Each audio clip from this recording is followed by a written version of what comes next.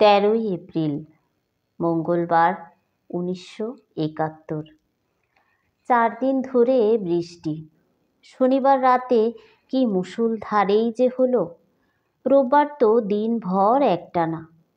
গতকাল সকালের পর বৃষ্টি থামলেও সারাদিন আকাশ মেঘলা ছিল। মাঝে মাঝে রোদ দেখা গেছে, মাঝে মাঝে এক পশলা বৃষ্টি। জামি ছড়া কাটছিল। রোদ হয়, বৃষ্টি হয়, খেকশিয়ালির বিয়ে হয়, কিন্তু আমার মনে পাষাণ ভার। এখন সন্ধ্যার পর বৃষ্টি নেই, ঘন ঘন মেঘ ডাকছে আর বিদ্যুৎ চমকাচ্ছে। বসার ঘরে বসে জানালা দিয়ে তাকিয়ে ভাবছিলাম, আমার জীবনেও এতদিনে সত্যি সত্যি দুর্যোগের মেঘ ঘন হয়ে আসছে। এরকম সময়ে করিম এসে ঘরে ঢুকে। সামনে সোফায় বসে বলল, ফুপুজান, এ পাড়ার অনেকেই চলে যাচ্ছে বাড়ি ছেড়ে। আপনারা কোথাও যাবেন না? কোথায় যাব? অন্ধ বুড়ো শ্বশুরকে নিয়ে কেমন করে যাব? কিন্তু এ পাড়া ছেড়ে লোকে যাচ্ছে কেন? এখানে তো কোনো ভয় নেই। নেই মানে? পেছনে এত কাছে বিশ্ববিদ্যালয়ের হলগুলো, হল তো সব খালি, বিরান। যা হবার তা তো প্রথম 2 দিনেই হয়ে গেছে।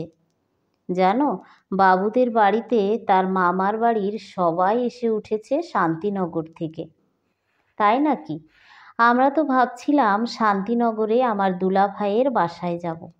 তাহলেই দেখো, ভয়টা আসলে মনে। শান্তিনগরের মানুষ এলিফ্যান্ট রোডে আসছে মিলিটারির হাত থেকে পালাতে। আবার তুমি এলিফ্যান্ট রোড থেকে শান্তিনগরেই যেতে চাচ্ছ নিরাপত্তার কারণে। যুক্তিটা বুঝে করিম মাথা নাড়ল। খুব দামি কথা বলেছেন ফুপুজান। আসলে যা কপালে আছে তা হবেই।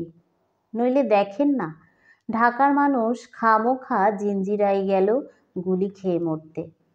আরও একটা কথা শুনেছেন ফুপুজান? নদীতে নাকি প্রচুর লাশ ভেসে যাচ্ছে, পেছনে হাত বাঁধা, গুলিতে মরা লাশ।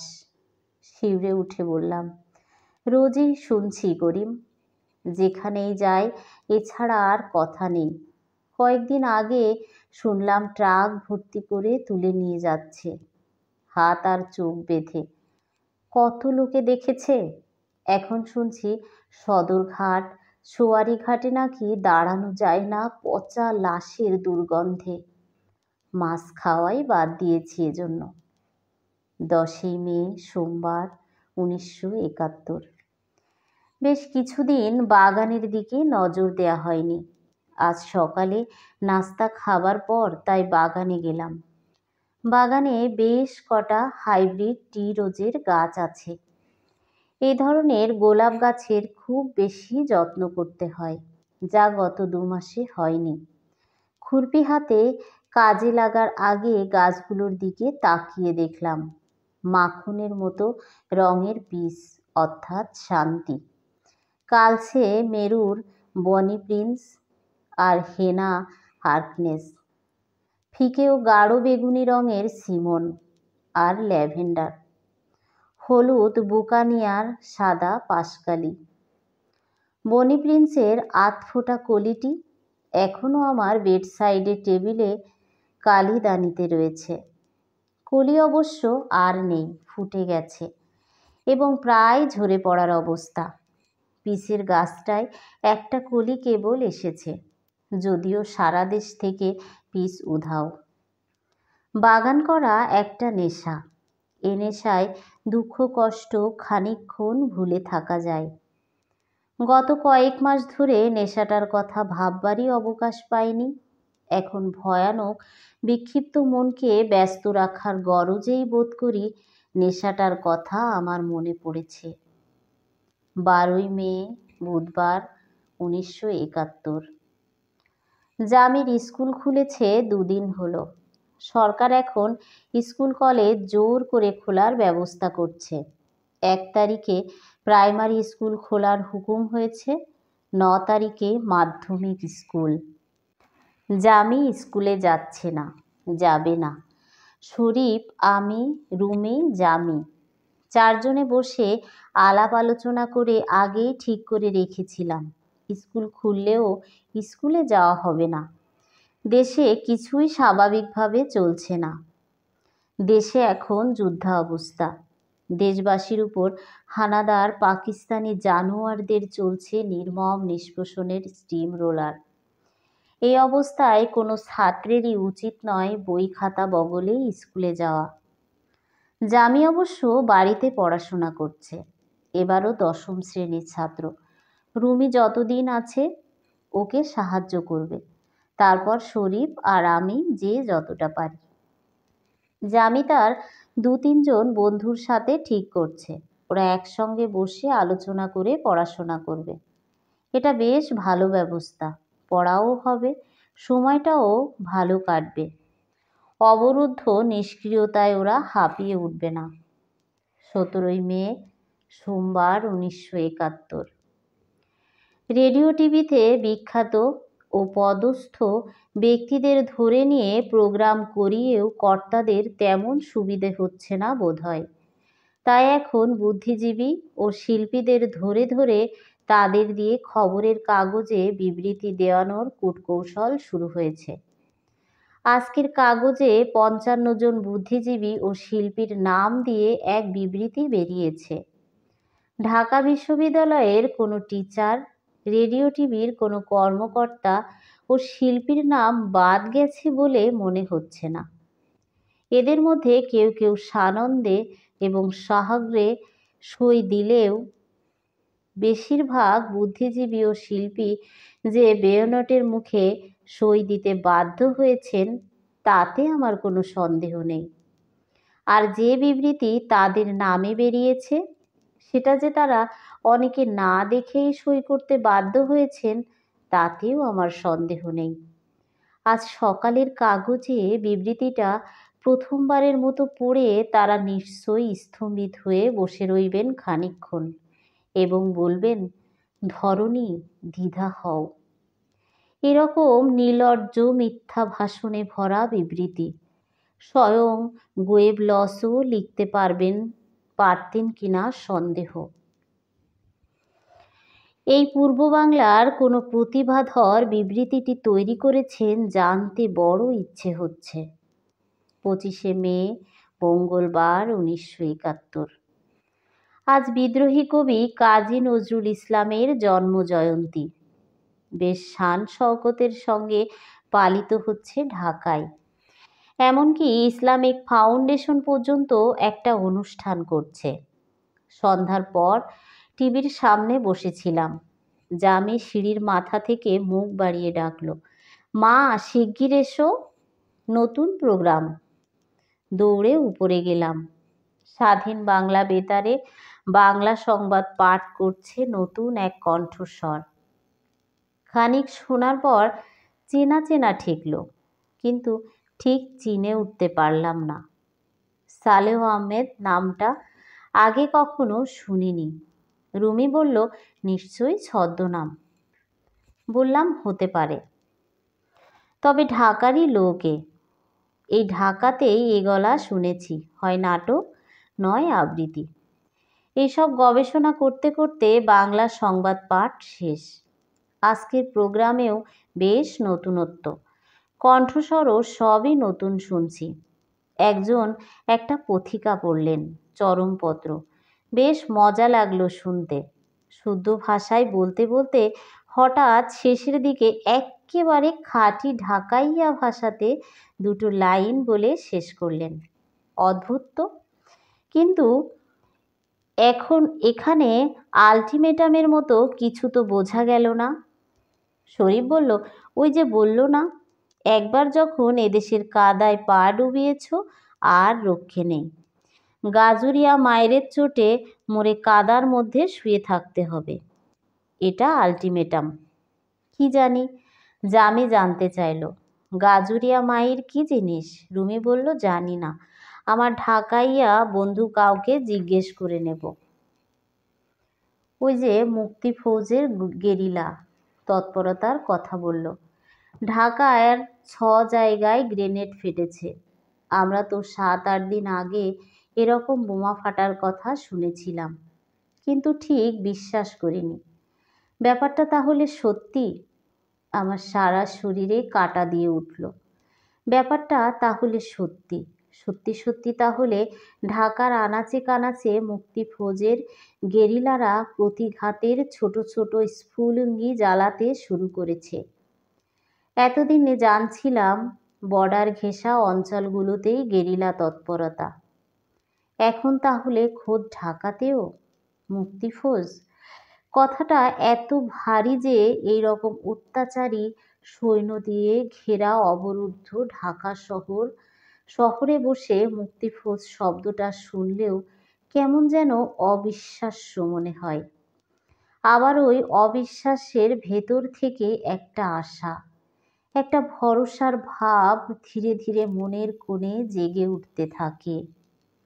5ই সেপ্টেম্বর, রবিবার, 1971। একটা কঠিন বিষয়ে সিদ্ধান্ত নেবার ব্যাপারে গত দুদিন থেকে শরীফ আর আমি খুব দ্বিধাদ্বন্দ্বে ভুগছি।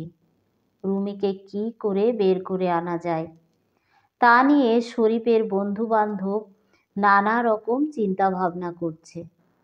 এর মধ্যে বাঁকা আর ফকিরের মত হলো যে কোনো প্রকারে রুমিকে উদ্ধারের চেষ্টা করতে হবে।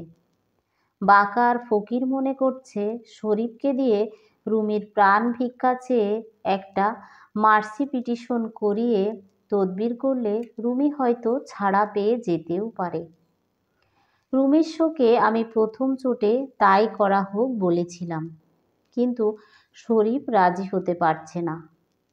সে যে সামরিক জান্তার বিরুদ্ধে রুমি মুক্তিযুদ্ধে যোগ দিয়েছে, সেই সরকারের কাছে মার্সি পিটিশন করলে রুমি সেটা মোটেও পছন্দ করবে না, এবং রুমি তাহলে আমাদের কোনো দিনও ক্ষমা করতে পারবে না। বাঁকা ও ফকির অনেকভাবে শরীফকে বুঝিয়েছে ছেলের প্রাণটা আগে। রুমির মতো এমন অসাধারণ মেধাবী ছেলের প্রাণ বাঁচলে দেশেরও মঙ্গল, কিন্তু শরীফ তবু মত দিতে পারছে না। খুনি সরকারের কাছে রুমির প্রাণ ভিক্ষা চেয়ে দয়া ভিক্ষা করা মানেই রুমির আদর্শকে অপমান করা, রুমির উঁচু মাথা হেঁট করা। গত দুরাত শরীফ ঘুমোয়নি। আমি একবার বলেছি তোমার কথাই ঠিক, ওই খুনি সরকারের কাছে মার্সি পিটিশন করা যায় না। আবার খানিক পরে কেঁদে আকুল হয়ে বলেছি না, মার্সি পিটিশন করো। এইভাবে দ্বিধাদ্বন্দ্বে কেটেছে দুদিন দুরাত।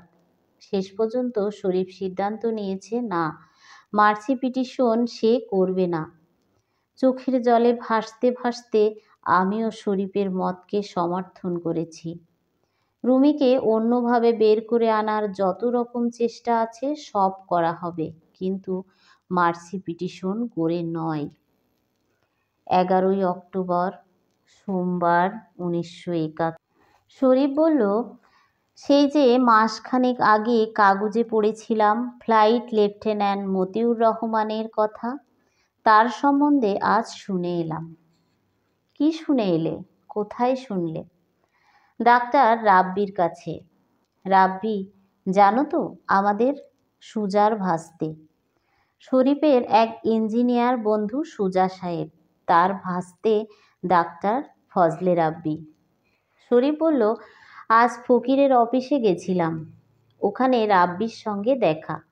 ওর মুখেই শুনলাম মতিউরের ফ্যামিলির, রহমানের ফ্যামিলি 29শে সেপ্টেম্বর করাচি থেকে ঢাকা এসেছে। মতিউর রহমানের শ্বশুর গুলশানের এক বাড়িতে থাকেন, সেইখানে 30 তারিখ মতিউরের চল্লিশা হয়েছে। রাব্বি গিয়েছিল চল্লিশায়। মিসেস মতিউর নাকি বাংলা বিভাগের মনিরুজ্জামানের শালী। আমাদের স্যার মনিরুজ্জামানের? তার মানে ডলির বোন। দাঁড়াও, এই বোনকে তো দেখেছি ডলিদের বাসায়, মিলি এর নাম। ডলির কথা মনে পড়ে মনটা খারাপ হয়ে গেল। ডলি মনিরুজ্জামান স্যার, ওদের কোনো খোঁজই জানি না। দুটো বাচ্চা নিয়ে কোথায় যে ভেসে ভেসে বেড়াচ্ছে কে জানে। ওপারেও যায়নি, গেলে বেতারে নিশ্চয়ই গলা শুনতে পেতাম। স্বাধীন বাংলা বেতারে বহু পরিচিত জনের গলা শুনি, তারা ছদ্মনাম ব্যবহার করে, কিন্তু গলা শুনে চিনতে পারি। প্রথম যেদিন স্বাধীন বাংলা বেতারে সালেহ আহমেদের কণ্ঠে খবর শুনি, খুব চেনা চেনা লেগেছিল। দু একদিন পরেই চিনেছিলাম সে কণ্ঠ হাসান ইমামের। ইংরেজি খবর ও ভাষ্য প্রচার করে যারা, সেই আবু মুহাম্মদ আলী আহমেদ চৌধুরী হলো আলী জাকির আর আলমগীর কবির। গায়কদের গলা তো সহজেই চেনা যায়, রবীন্দ্রনাথ রায়, আব্দুল জব্বার, অজিত রায়, ইন্দ্রমোহন রাজবংশী, হরলাল রায়। কথিকায় সৈয়দ আলী আহসান, কামরুল হাসান, ফয়েজ আহমেদ, প্রায় সকলেরই গলা শুনে বুঝতে পারি। নাটকে রাজু আহমেদ, মাধুরী চট্টোপাধ্যায়, এদের সবার গলায় এক লহমায় বুঝে যায়। 16ই ডিসেম্বর, বৃহস্পতিবার, 1971। আজ সকাল 9টা পর্যন্ত যে আকাশ যুদ্ধ বিরতির কথা ছিল, সেটা বিকেলে 3টে পর্যন্ত বাড়ানো হয়েছে। দুপুর থেকে সারা শহর ভীষণ চাঞ্চল্য ও উত্তেজনা। পাকিস্তানি আর্মি নাকি সারেন্ডার করবে বিকেলে। সকাল থেকে কলিম, হুদা, লুলু যারাই এলো সবার মুখেই এক কথা। দলে দলে লোক জয় বাংলা ধ্বনি তুলে রাস্তায় বেরিয়ে পড়েছে কারফিউ উপেক্ষা করে। পাকিস্তানি সেনারা, বিহারিরা সবাই নাকি পালাচ্ছে। পালাতে পালাতে পথে ঘাটে এলোপাতাড়ি গুলি করে বহু বাঙালিকে খুন জখম করে যাচ্ছে। মঞ্জুর এলেন তার 2 মেয়েকে নিয়ে, গাড়ির ভেতরে বাংলাদেশের পতাকা বিছিয়ে। তিনিও ওই এক কথাই বললেন। বাদশাহ এসে বলল, এলিফ্যান্ট রোডের আজিজ মোটরসের মালিক খান জিপে করে পালাবার সময় বেপরোয়া গুলি চালিয়ে রাস্তায় বহু লোক জখম করেছে। মঞ্জুর যাবার সময় পতাকাটা আমাকে দিয়ে গেলেন, বললেন, আজ যদি সারেন্ডার হয় কাল সকালে এসে পতাকাটা তুলব। আজ শরীফের কুলখানি। আমার বাসায় যারা আছেন তারাই সকাল থেকে দোয়া দরুদ কুল পড়ছেন। পাড়ার সবাইকে বলা হয়েছে বাদ মাগরিবের মিলাদে আসতে। একে খান, সোনু, মঞ্জু, খুকু সবাই বিকেল থেকেই এসে কুল পড়ছে। জেনারেল নিয়াজি 93,000 পাকিস্তানি সৈন্য নিয়ে আত্মসমর্পণ করেছে আজ বিকেল 4টা 31 মিনিটে। যুদ্ধ তাহলে শেষ? তাহলে আর কাদের জন্য সব রসদ জমিয়ে রাখব? আমি গেস্ট রুমের তালা খুলে চাল, চিনি, ঘি, গরম মশলা বের করলাম কুলখানির জর্দা রাঁধবার জন্য। মা, লালু, অন্যান্য বাড়ির গৃহিণীরা সবাই মিলে জর্দা রাঁধতে বসলেন।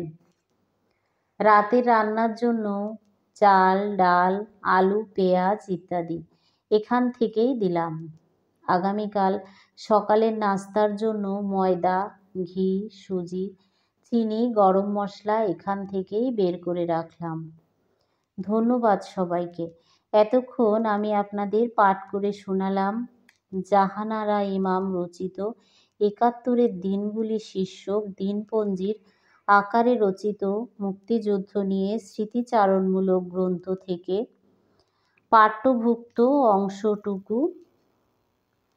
পাঠ্যভুক্ত অংশটুকু। শহীদ জননী জাহানারা ইমাম মুক্তিযুদ্ধে তার বীর সন্তান রুমিকে হারিয়েছেন। এই রচনায় গভীর বেদনার সঙ্গে আভাসে ইঙ্গিতে তিনি তার হৃদয়ের রক্তক্ষরণের কথা ব্যক্ত করেছেন। পশ্চিম পাকিস্তানি হানাদার বাহিনীর অতর্কিত হামলায় প্রথমেই ঢাকার নগর জীবন বিশৃঙ্খল হয়ে পড়েছিল। শিশু কিশোররা স্কুলে যাবে না, কিন্তু হানাদার বাহিনী জোর করে স্কুল কলেজ খোলা রাখবে। বিখ্যাত ব্যক্তিদের নিয়ে জোর করে রেডিও টিভিতে বিবৃতি প্রদান করাবে। আর হত্যা, লুণ্ঠন, অগ্নিসংযোগ তো আছেই। এই ছিল সেই দুঃসময় ঢাকার অবস্থা। 71 দিনগুলি মুক্তিযুদ্ধে মানুষের ব্যক্তিক ও সামষ্টিক অংশগ্রহণের ইতিহাস তুলে ধরে। সন্তানের প্রতি গভীর মমতা, সংবেদনশীল অনুভূতি থাকা সত্ত্বেও জাতির প্রয়োজনে সন্তানকে উৎসর্গ করেছেন জাহানারা ইমাম।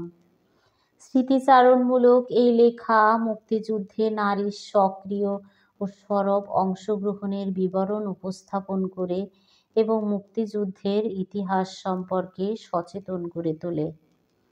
ধন্যবাদ সবাইকে। সবাই ভালো থাকবেন, সুস্থ থাকবেন এই শুভকামনায় আজকের নিবেদন এই পর্যন্তই।